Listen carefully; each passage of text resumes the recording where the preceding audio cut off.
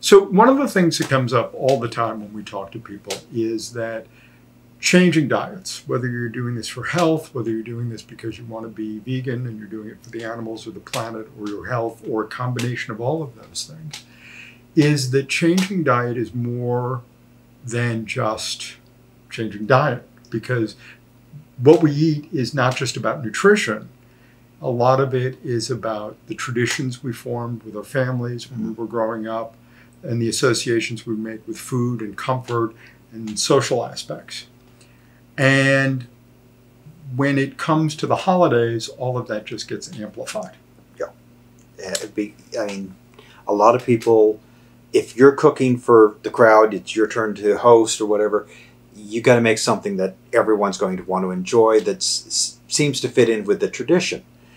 If you're going there, they may not know what to do for your diet. And so there's a lot of stress that gets added on top of just having the standard traditional Thanksgiving or holiday gathering. So I've come up with a set of recipes that we did, and we've hosted several times. And some of these look traditional, and they fit in with it, and they fit the diet, which is our whole food plant-based. And of course, I had to change our main course because we're not doing the turkey. Exactly. But I came up with something that's just as elegant and that people really love. So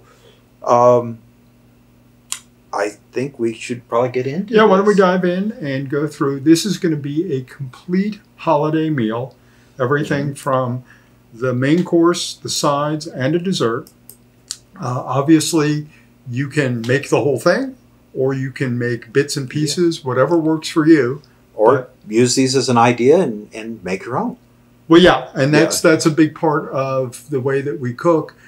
Everything that you see today is not so much a recipe as a starting off point. If you want to change some of the ingredients up, and we'll probably put in a few ideas about variations as we go along. As we go, and so make sort of the fit. So we're going to start off with our Cranberry Orange Relish. Now this is a really simple, you can do this ahead of time. It's got the basics in it, so cranberries. We are going to use a little bit of salt, some sugar, some orange juice, fresh squeezed or concentrated. And then for this I'm using tangerines for the rinds. So just peel them off, wash any of the wax off of them. Mm-hmm. Tangerines or are those clementines?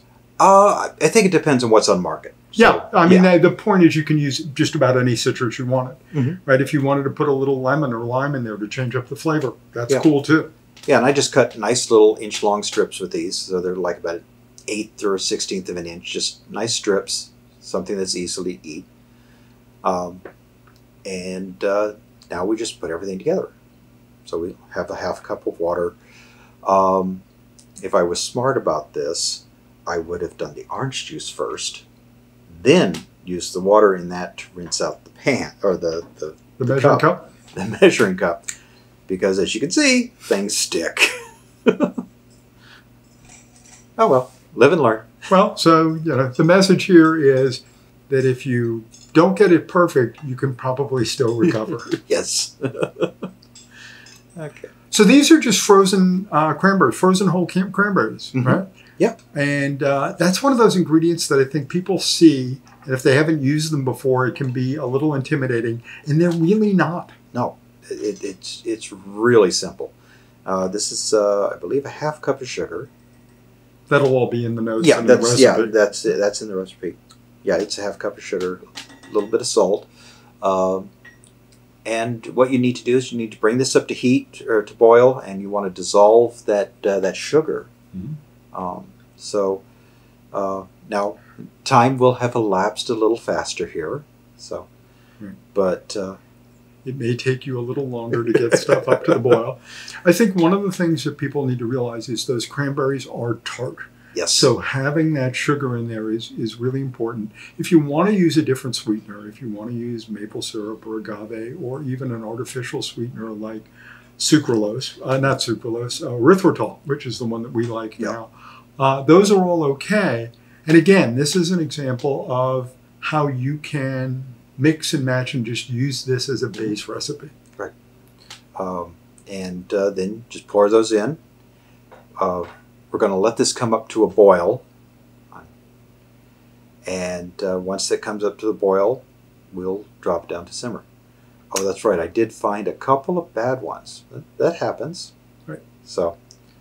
Now the trick here is that you just want to simmer these until those cranberries start to burst. Yep. Right? And they will start to break down. And the cranberries have a lot of natural pectin in them. Right. So you don't need to put any thickeners or anything in that. The cranberries will thicken themselves. Yeah. And it doesn't take long. This whole thing took, I think, about 10 minutes start to finish. So they're only on the heat for about 8 to 9 minutes. Right. And you just cook until you're satisfied. Until they've broken down to the degree that you want. So if you like your cranberries a little chunky, just cook them until they just basically burst. If you like them a little bit more smooth, you can cook them a little further. If you like them really smooth, you can run this through the blender before it all sets up. That is the one trick. Once you put this in the fridge, it's going to turn into jelly. So don't try and blend it after it's turned into jelly. Well, that's why I usually call this a relish, but not a sauce. And the other thing about this is you could add cinnamon, you could add cloves, you could add nutmeg, you could add any number of things to just make the spicing the way you want. If you don't like the orange with it, you don't have to add the orange. You could just do this in sugar, water, and cranberries and just make a really plain cranberry sauce. Yeah, and as you said, all the spices that are a combination there. Right. Okay, you see, this is about 8 minutes in. Yeah, and I think, one of the things that you're looking at here is that as it starts to thicken up, you'll see that as you are drawing that spatula across the bottom, it's kind of holding its shape. And that's a good indication that you're in pretty good shape there. Keep the heat kind of low because you don't want to burn it. You've got sugar in there. Yeah, this is at the simmer level. So. And depending on the power of your stove, this might go faster. It might go a little bit slower. But don't be in a rush because it is sugar, and sugar will burn if you go too fast. Yep. And now we'll have a chance to see what this looks like. So we started with whole frozen cranberries, and now I've got some nice little bits and chunks. And you said frozen cranberries, but depending on where you get your cranberries, they may be in the refrigerated section, they may be in the frozen section. They're just whole, natural cranberries. Yeah. But they do freeze well. You can save them the next year. So yes. And now just let it cool, and we're done. So yeah, I mean, that's a really simple, that's a traditional recipe right there. Right. So we're going to go to our next one here. It's going to be our holiday gravy. So this is our fall holiday gravy. This one, there's a lot of ingredients to it. Don't get overwhelmed, but it's really simple. Again, this could be done in advance. We've got, that was squash. That was butternut squash, isn't it? Butternut squash. But you can basically use any squash that you have. Now, the nice thing about butternut squash is some people find it kind of intimidating because it's hard, but you can get it already cubed up. Yeah. If you want to. So you've got the butternut squash, you've got carrots, you've got celery. Onions. What are those? Potatoes? Those are golden potatoes, and they're about the size of my fist. And then you've got some vegetable stock there as well. Yes. Right? And you can make your own. I think we've got a recipe out that's there someplace, or that may be a future video that's coming. That's coming. Or you can just buy the stuff in cartons. Yeah. And then it's just put everything into your pressure cooker. And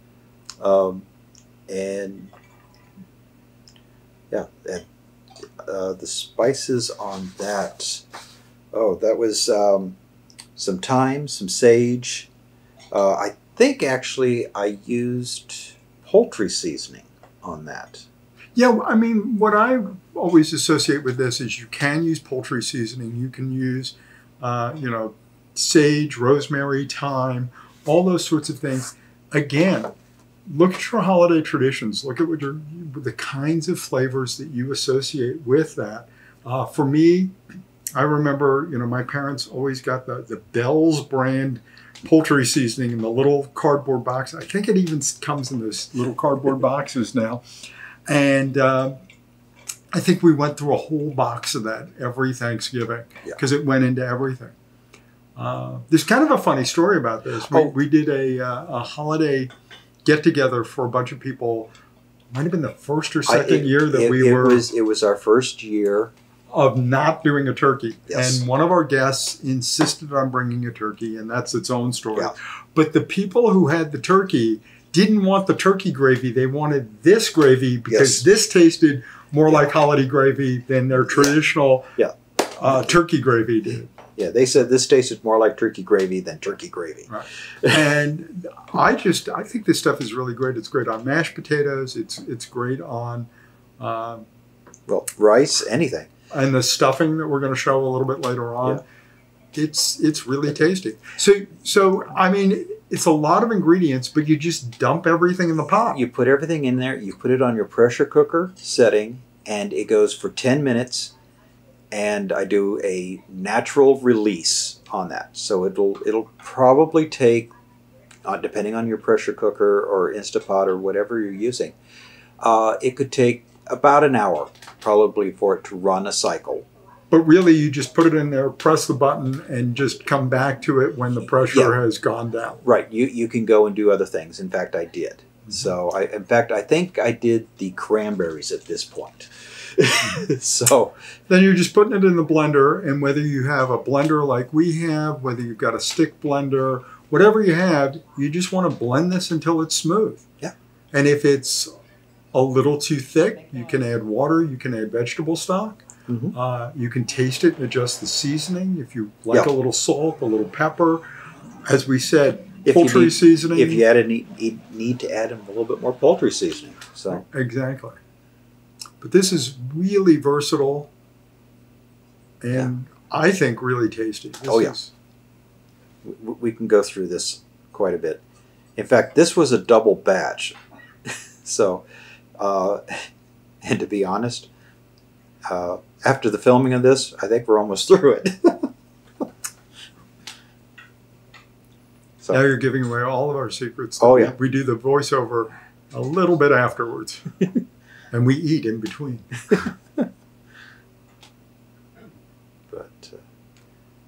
And there you go. You just put it in a nice gravy boat that sits on the table. It looks really nice. And it is really, really tasty. Easy to reheat. Yeah, this keeps in the refrigerator for at least a week. Oh, yes. Easily.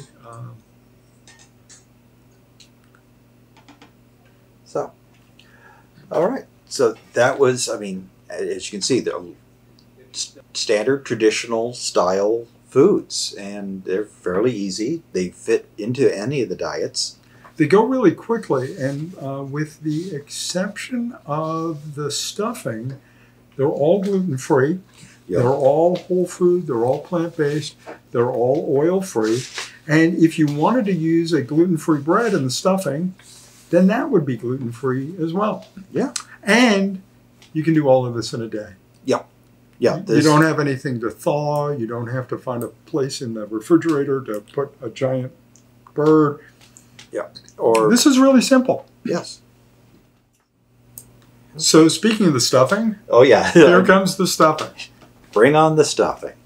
So now I did I call this sort of a southern cornbread stuffing because it's a mixture of whole wheat bread and cornbread. So as you can see, I got the cornbread. I have the regular bread, and I actually baked my own. But you don't have to. No. I mean, the reality is you could use any bread that you wanted. If you like cornbread, use cornbread. If you want to go non-gluten, you can use a non-gluten bread. Use a gluten-free bread. You can use all white bread, all whole wheat bread, cornbread. You could throw some rice into this or any kind of grain. So, You could also throw fruit into this, either dried fruit or fresh fruit if you wanted to put apples, pears, anything like that. oh, yes. And we've done the onion again. Again, it's a whole onion, some celery, some mushroom. There's more mushroom on the side. I'm going to give away my camera stuff here. There was more than would fit in the bowl. But you've got the right amount of mushroom. I've got the right amount of mushroom, and it's written down on the recipe. And if you like mushrooms, you can put more mushrooms in, or you can put a mix of mushrooms, not just the button mushrooms that we have there. If you don't like mushrooms, don't put them in. Yeah, it's real simple.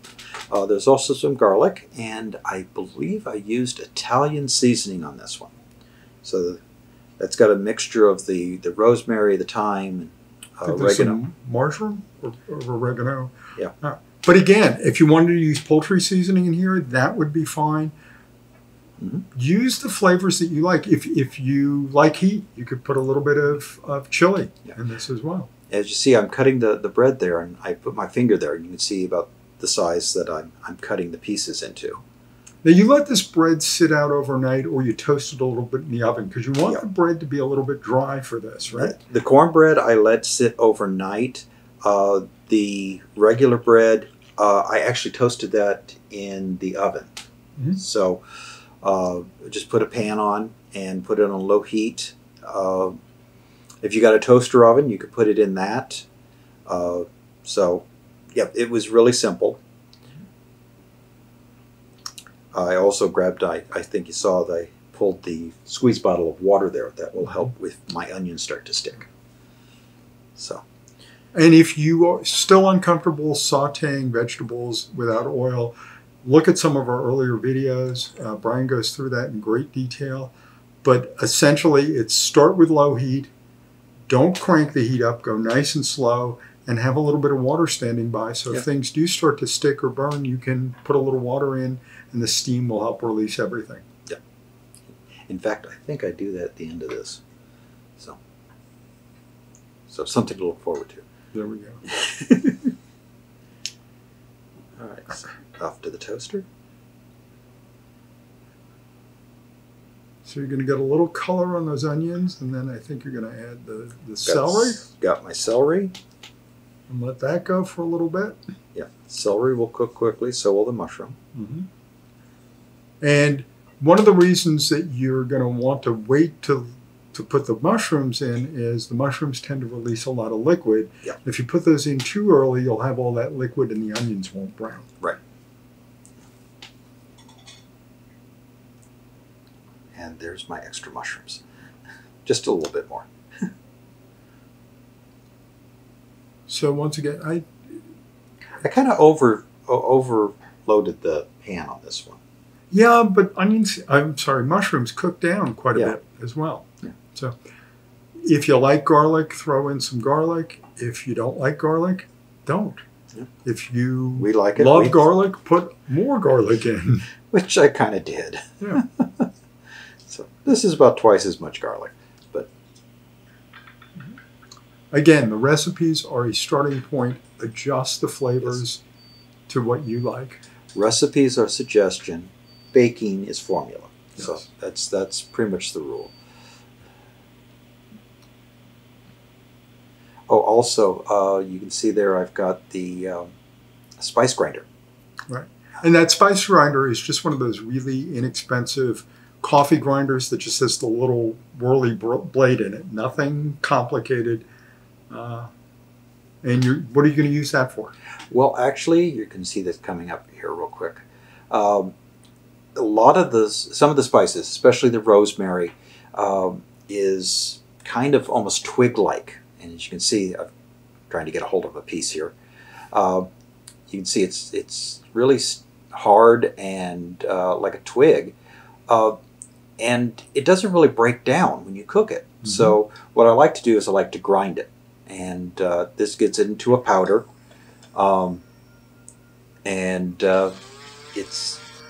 It mixes well, and you don't end up with like little bits of toothpick in your food. So, and that's a neat little trick. If you've got a blender like this or a grinder like this, just turn it upside down tap the powder into the lid. You can see there's no big pieces or anything in there. It's all nicely powdered. But using those whole spices and then grinding them fresh, you just get so much more flavor out of them.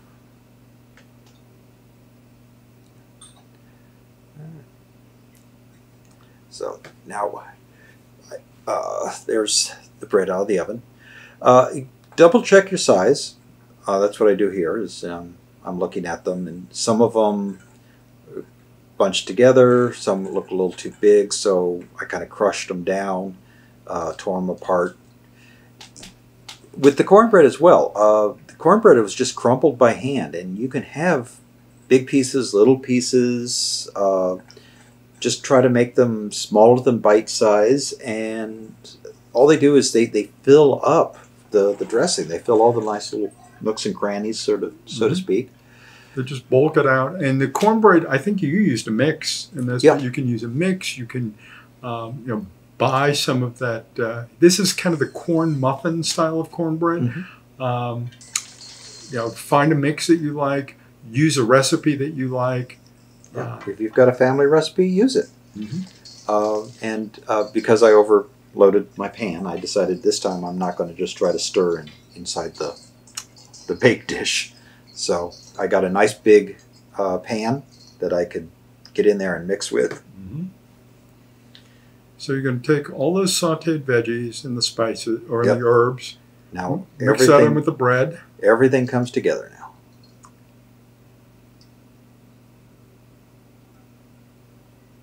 And here you can see there's just a little bit of stuff on the pan. So it's a little bit of water, and it'll come right up. I don't want to lose that good stuff. Exactly. Yeah. As long as it's not black, as long as it's just nice golden brown, you do want to get that out because that's flavor. And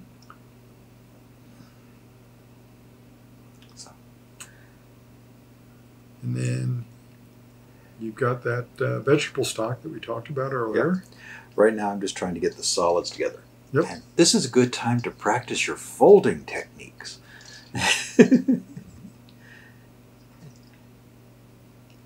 So there you go. Now, here's the tricky part. You can't just pour all of this in. You want to pour little bits in at a time and mix it in. And let the stuffing sort of tell you when it's had enough. And what you want is you want everything to get moist. You spent time drying the bread out. Now you're soaking it. Right. And that's because they're going to act like sponges and pull the stock into them and give them some flavor. And you want to do this slowly. You don't want to make soup here. So just add a little bit at a time, mix it in. So you want it to be wet, but you don't want it to be overly mushy. You don't, And if it doesn't take all the stock, don't try and force it. If it needs more stock, you can add a little extra stock, a little extra water, whatever you like. Yeah, I let this sit for a few minutes and then took another look. And you can kind of see the consistency now. Yeah.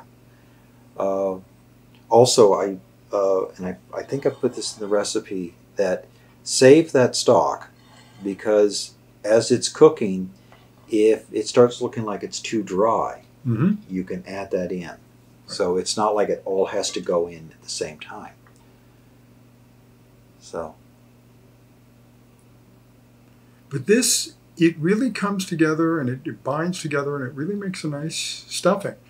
And as we said earlier, you can add whatever you like. I know we've done dried fruit in the past. We've done fresh fruit in the past. I think we've chopped up an apple and put it in. Well, we've done, I think, dried apricots. We've put cranberries in, dried cranberries. So, yeah, there's no problem with that. Now, we've been exchanging the name on this. We've been calling it dressing. We've been calling it stuffing. And I don't think there's really a difference. I don't know. To me, dressing was this, the stuff that you put in a pan, and stuffing was the stuff that you actually put inside a bird. Yeah. And so we don't do, well, we never did stuffing. Yes. But now we definitely don't do stuffing because we don't have anything to stuff it in. One of the things, now I grew up with this and it's old, but I was always taught you put the shiny side down or toward the cooked item on your foil. So you always put the shiny side toward what you're cooking. Oh, you're opening controversy. Oh, yeah, I know. I'm sure this will be the one thing that we get comments on. But there it is when it's done. And it looks very traditional, at least to me, it looks very traditional. Yeah, and it was basically about 30 minutes in with the lid on, with the foil on, and then pull it off, and then it was about another 20 minutes. Right. And if you see it's getting too dry yet, it's more of the dressing, and if it's more of the stock, or more of the stock, yes. And if it's cooked through, and you can use either a temperature probe, and I try to go for about 200.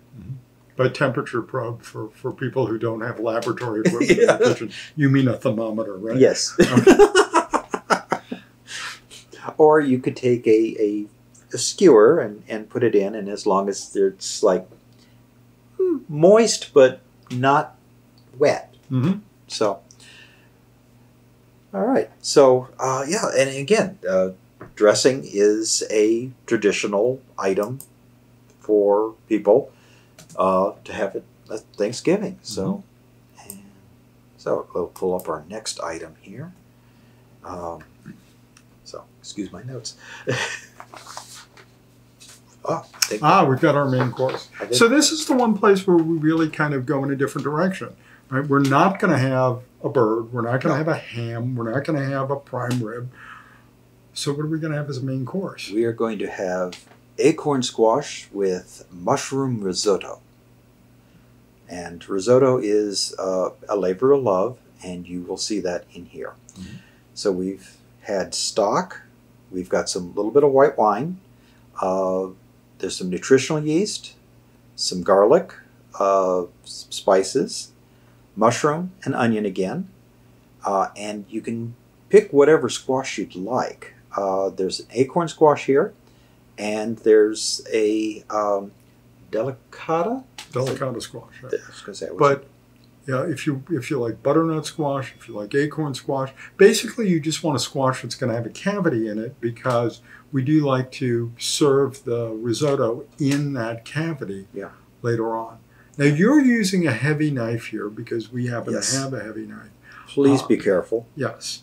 The thing I've seen people do too, if you don't have a heavy knife, is they'll get an inexpensive like coping saw from the hardware store and use that. That can be a really nice way if you are intimidated by squash to be able to open those without having to use a hatchet, because that scares some people. Yeah, I was taking a look at the ribs, and if you saw before how I was doing that, I was trying to find a side that looked like it would sit flat, and this is why, because this way, if I decide I want to put something in that cavity to cook with, something to steam, like some stock or whatever, I want it to be a cup, so it actually holds. So I was trying to see how it would sit. Now you're using one of our kitchen finds here. Yes. This is something I think I got a number of years ago. It's a butter curler. And I have no idea why I bought it. But it turns out to be really handy for scraping the seeds out of squash. Most of you probably don't have a butter curler, but you can use a tablespoon. You can use whatever you like to just scrape those seeds out.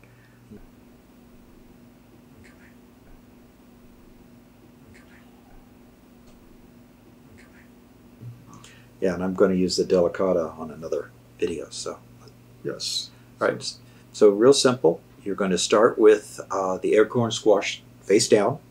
That's 30 minutes in the oven. I believe 400 degrees. That's all in the recipe. That's all in the recipe. And while that's cooking, I'll take care of my onion.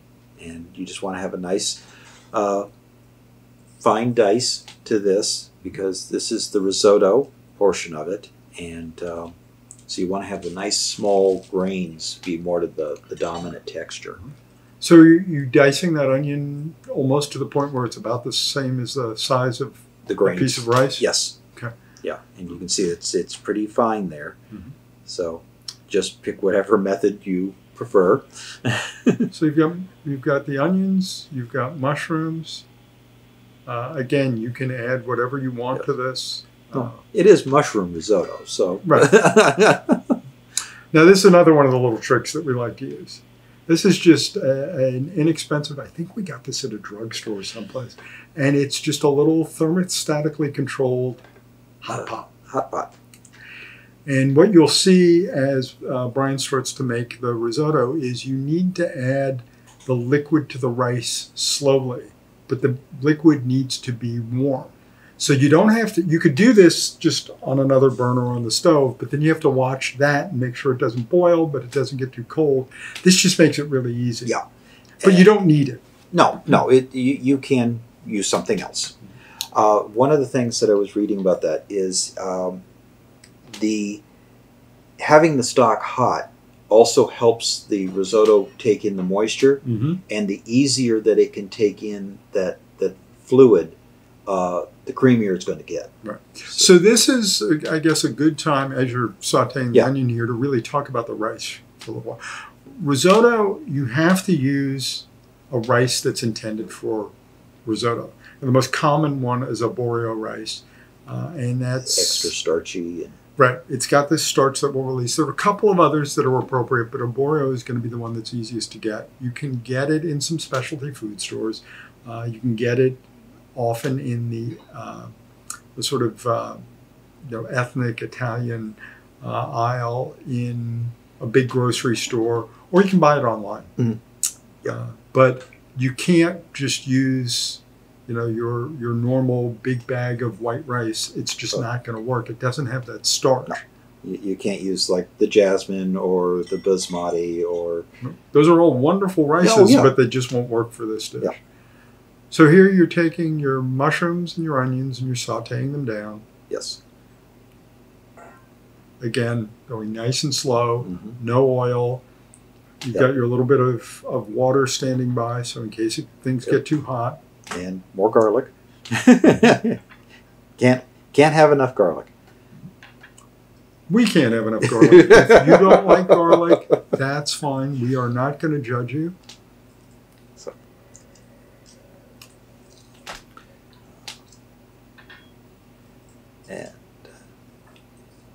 And so I mean, like I said, the dishes are not complicated. They are. This one is more time intensive than anything because you do have to go slow. This is probably the most intensive in that it takes some time, and it's not time that you can just walk away. Right. Once you add the rice, especially, you have to be pretty attentive. Yeah. You can't walk away for, I would say, no more than a minute. Mm-hmm. Simply because of the heavy starches that will be in that rice, they tend to stick. Mm-hmm. And once they stick to the bottom, then they start to burn. And both of us have learned this the hard way. I think I said that right. That it's tempting to add the liquid really fast just to get it over with. I know this sounds kind of poetic, but let the rice talk to you. The rice will let you know when it is ready for more stock. Mm-hmm. The rice will let you know when it has had enough. Right. So again, the recipe is just a starting point. You may need more stock. You may need less stock. Yes. Just watch the rice. It depends on how old it is, on how moist it is, on how moist it is in the kitchen that day. Mm-hmm. Just all sorts of factors. Yeah, the recipe here has about 8 cups of stock. I don't think I used all 8 cups. I think I used 6 to 7. Mm-hmm. So I didn't use all of it, but having it even for later. So if it looks like the rice continued to absorb some, if you needed to thin out this afterwards, you still could. Exactly. So it's not. Don't get rid of it. Don't think it's. So now there's a little bit of technique here. I notice you're putting the rice into the dry pan. Yes. And you are kind of toasting that rice a little bit, drying it out. Mm-hmm. And you help with some of the flavors on that. It gives it almost a nutty flavor to that. And this takes a little while, and you just have to go through and make sure. As you can see, I'm trying to get the aroma, and I'm using that as my key. So it's becoming fragrant. I learned to talk, and I think it's ready. So you're going to start with water. No, this is actually wine. This is some white wine. It's a half a cup of white wine. And again, if you're not a wine drinker, if you don't want wine in your food, it's optional. Right. Now, the alcohol will cook off. So if that's your concern, this will cook off. Mm-hmm. So, and this is your first liquid that you add, and this is the first thing that you're looking for it to absorb. So you can see when it first went in, it was kind of liquidy and all that. Now it's almost to the point where it's like wet sand, and that's because the rice is starting to pick up the liquids. So one of the things I'll point out is as you're doing this, you're keeping that rice moving. Mm-hmm. And now that it's dried out, you're going to put that first addition of stock. Yeah, and the first one will be 1 cup. After that, we're doing half cups. Okay. So you're using a half cup ladle there. So Yep. the first one you're doing 2 half cups or a cup. Mm-hmm.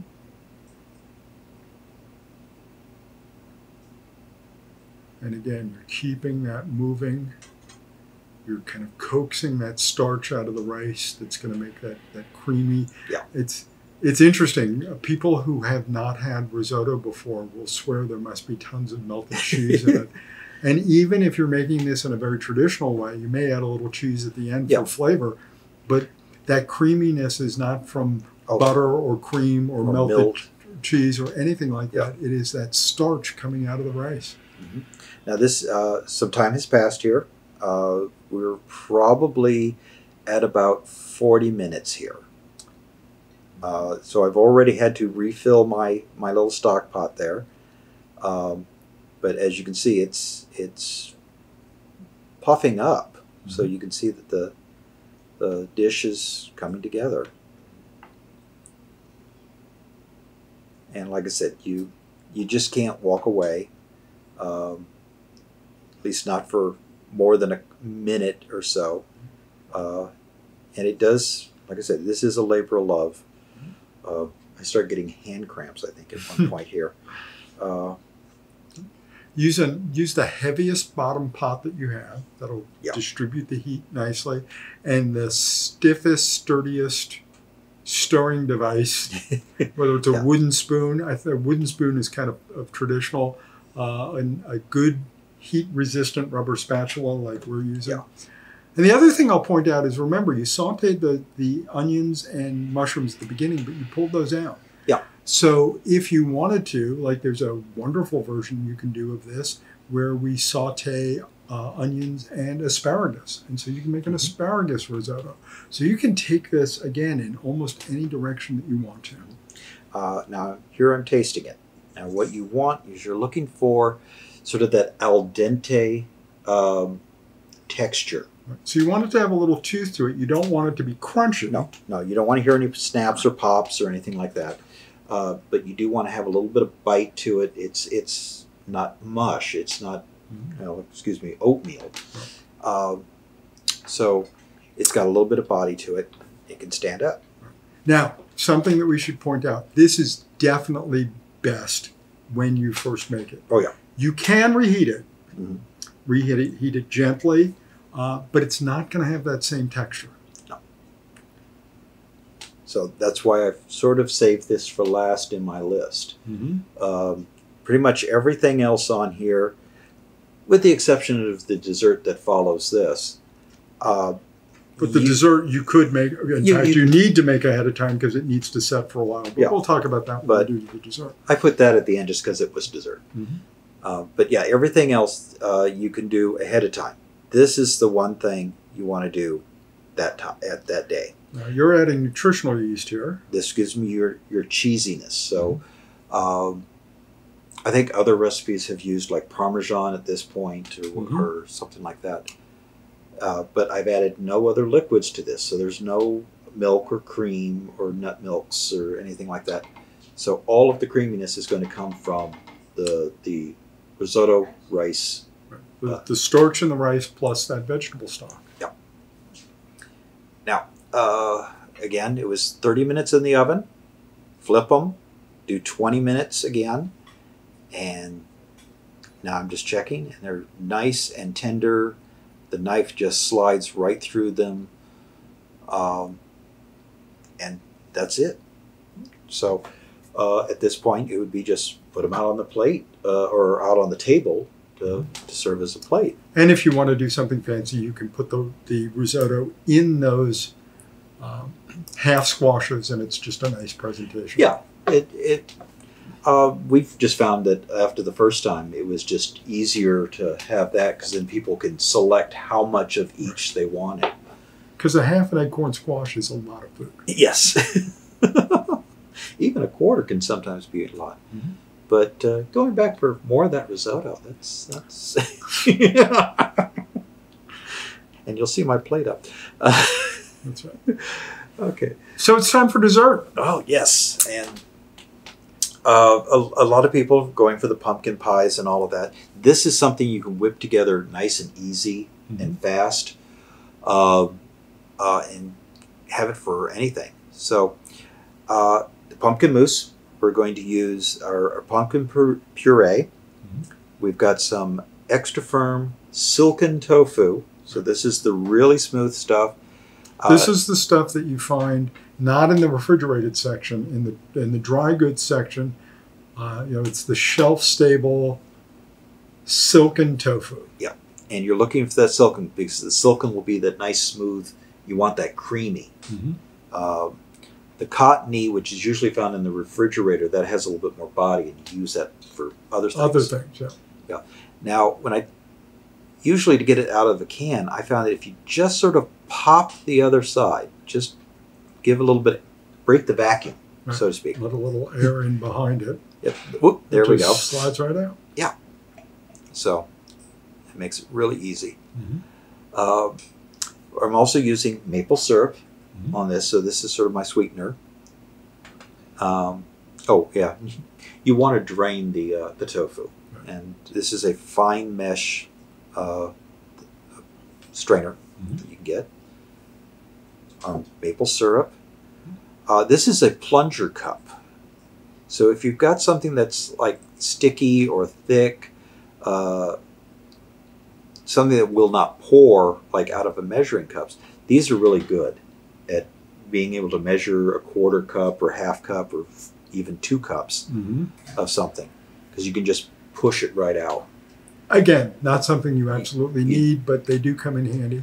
Yeah. And then what have you got going there? Pumpkin pie spice? I'm using pumpkin pie spice on this one rather than just like the cinnamon and cloves. But again, you can use whatever you like. You could put a little splash of vanilla extract in this as well. Yes.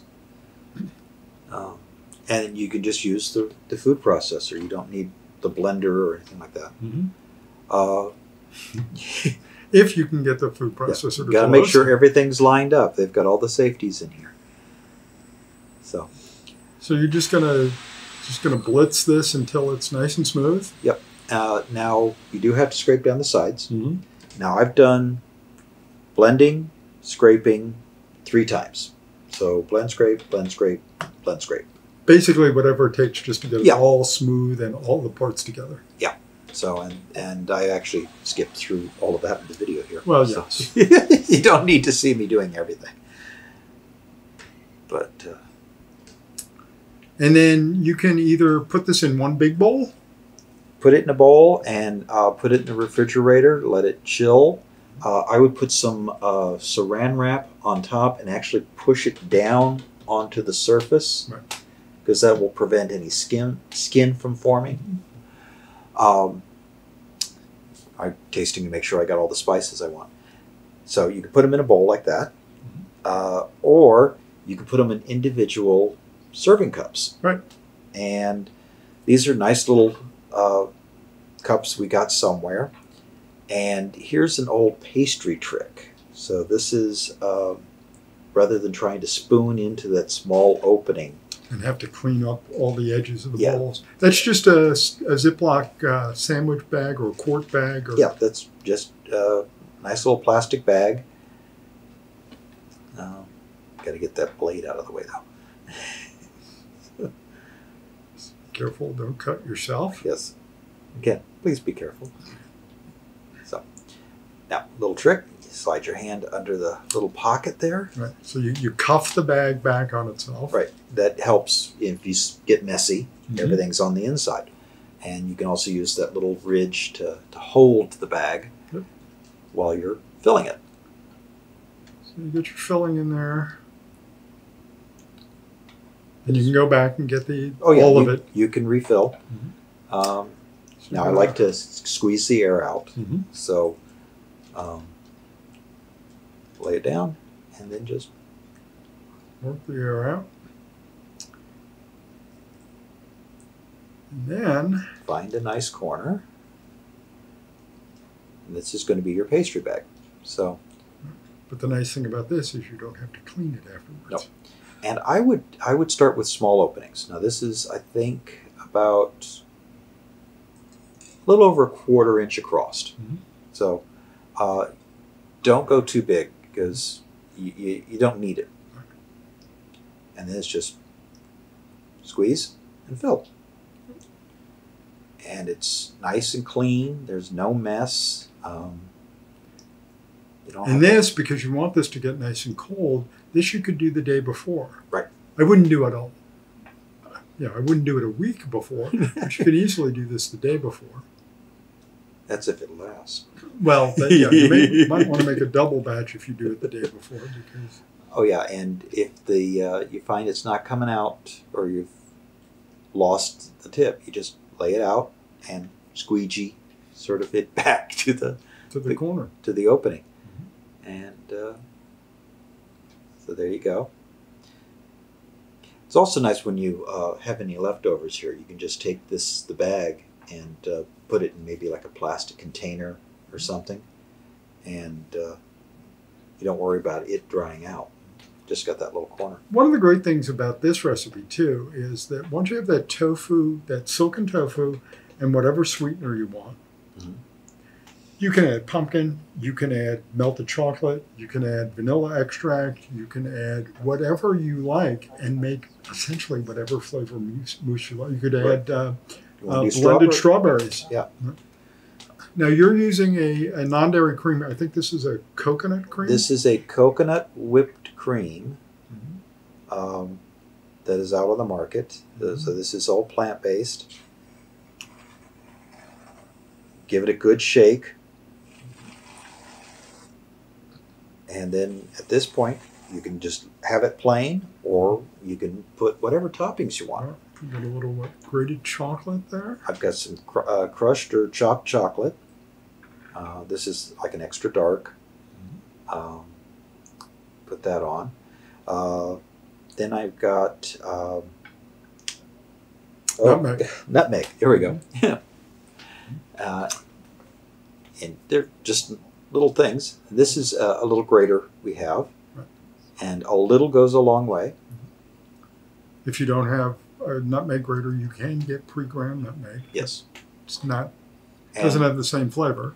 And here I just used the regular pumpkin spice that I actually made in the mix. So you used in the mix. That I used. I didn't even think about it, but this just occurred to me right now. You could take a pistachio and chop it up too. You could chop pistachio or almond or whatever you like on top. So there's, I mean, pretty easy and simple, and everything looks traditional. It's a Thanksgiving meal you really can make in a day. Yeah, and then it's just lay everything out, and here we go. I've actually cut the the acorn squash into quarters, and then a big bowl of risotto. And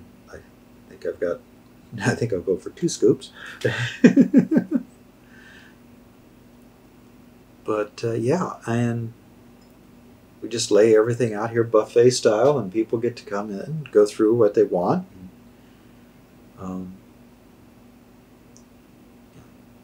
The first slice is always the toughest. Always the toughest. But, you know, this is a great way to have something that is based on a lot of holiday traditions, but is moving in that healthier direction. It's all plant-based. It's all oil-free. It's all vegan. So whether you're doing this for health reasons, whether you're doing it for humanistic reasons, whether you're doing it for ecological reasons, or, as I say, all of the above, well, and start some new traditions. And except for the stuffing on this, it's gluten-free as well. Right. So, and as we said, you could make a gluten-free version of the stuffing really easily. So I hope everyone enjoyed this. I hope they enjoy trying them out. And when you do try them out, put some comments down there. We'd love to hear from you. Let us know what worked for you. If you tried any variations, let us know about that. And if there are things you would like to see in the future, let us know as well. Yep. Yeah. So until next time, I'd like to thank you for watching our video and happy holidays. Happy holidays, and thank you to the Indianapolis Public Library for making all of this possible. Yes. And so take care.